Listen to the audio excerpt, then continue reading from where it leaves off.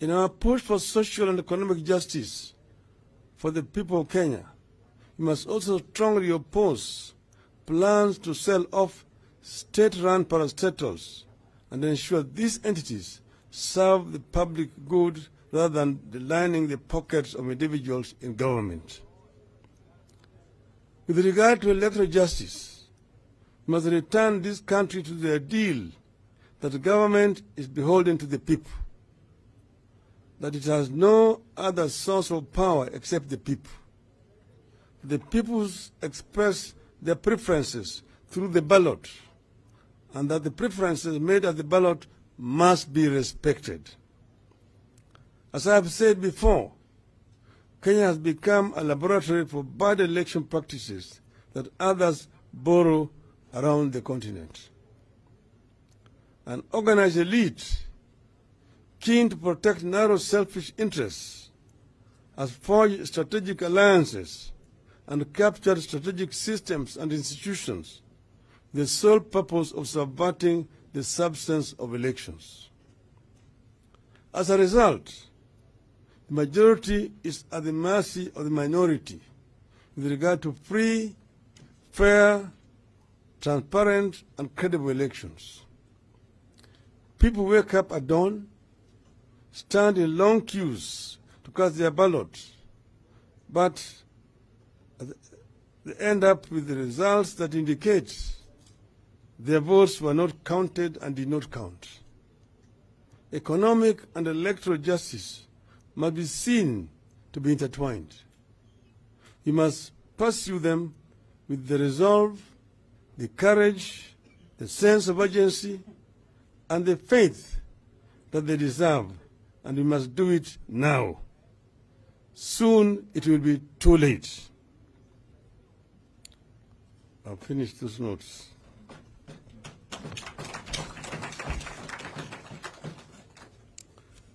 Then now, I want to now add a few points. First of all, what Professor Adams-Ollo mentioned to you people, and also what my other three brothers here have talked about. One, I want to begin to tell you here that nobody has asked for, and there will be no handshake. They've kept on talking wherever they go, oh, these people are doing this because they want to be called for handshake and so on. You have not asked anybody for handshake, and we don't want any handshake. What we are talking about is we are doing this in the interest of this country.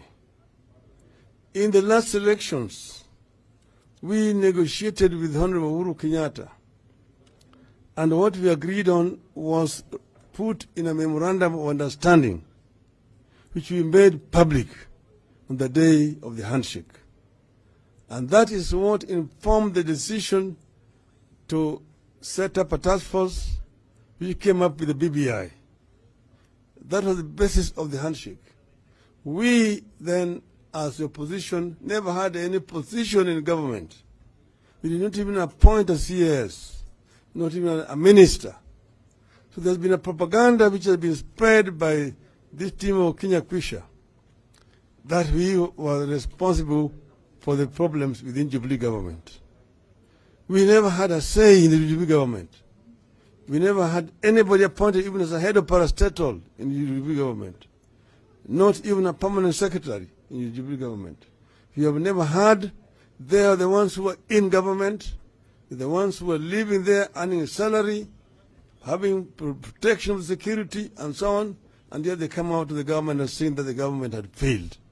If it failed, they were part and parcel of that failure, not us.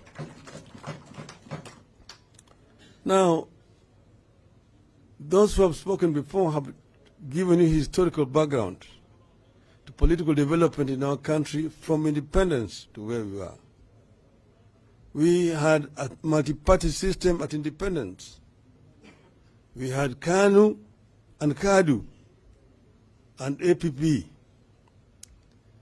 Eventually, KADU and APP dissolved and joined KANU. They all joined KANU without having to go for any by-elections. He just walked across the aisle from one side to the other side.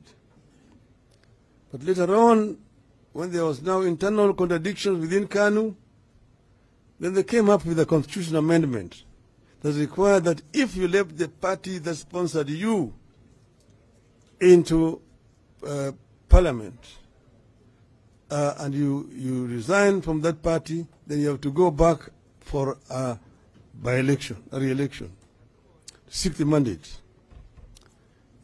That existed at the period when they had the KPU. Then, after KPU was banned, we had now a de facto one-party state, de facto, from 1969 to 1982, when they came up with another amendment that made the country now a de jure single party. Now you either are a member of just KANU, that's the only when you can be elected. And if you were suspended or expelled from the party, you automatically lost your parliamentary seat. And by-election was held in your constituency. That went on until we put pressure for repeal of Section 2A and allowing for formation of other political parties, which we achieved in 1991. After that, we had the first multi-party elections in 1992. And then we went into parliament. We had KANU, Ford Kenya, Ford Asili, and the DP. We had also Kenya Social Congress of the late George Anyona. After the swearing in, the swearing in and the election of the Speaker, before Parliament was officially inaugurated by the President, some members defected. One from Port Kenya, one from the DP. And this now occasioned a by-election. They were defecting to the ruling party, to KANU. But the requirement is that if you defect from the party that sponsored you in the parliament, you have to go for a by-election. And we have by-elections in Migori and in Bonchari. Later on we had by-elections in Lugari, when Pili Wawire, the MP, then defected. There was also a by-election in Hamisi, when the member of parliament, the late Mr. Haniri, defected.